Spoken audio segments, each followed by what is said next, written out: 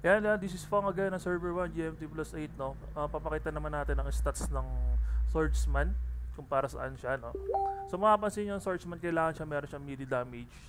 Ayan, melee damage or melee dealt damage kung tawagin. Makikita naman natin yan dito. Melee damage dealt, no? So dito siya kumukuha ng lakas. Kung 100% ang melee damage dealt mo, napakakati ng swordsman mo.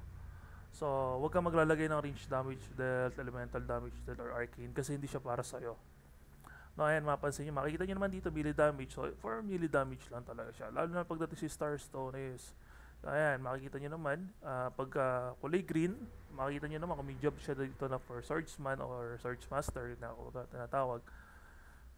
So, ayan, makikita nyo naman siya para saan siya. Hindi ko yata siya dito nilagay. Ayan, isang costume ko ata siya nilagay. For temporary. Ayan, makikita nyo ah, yung stone, no, yung nilalagay dito sa costume. Nakalimutan ko na tawag dito. Basta yan nga, pag naglagay kayo dito ng enchantment, no, enchantment pala to.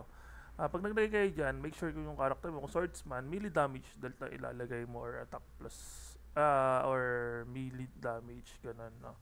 Huwag kang maglalagay ng reach damage dahil hindi rin naman gagana yon kung hindi ka naman hunter. No, ayun ay for hunter only and for ninja yung range damage. No, this is topic for swordsman job and sana makatulong sa inyo to. No? So this is Fang again na server 1 GMT plus 8. Kita-kits tayo dito. Nag-still recruiting pa rin naman kami ng member. So maraming salamat sa inyo.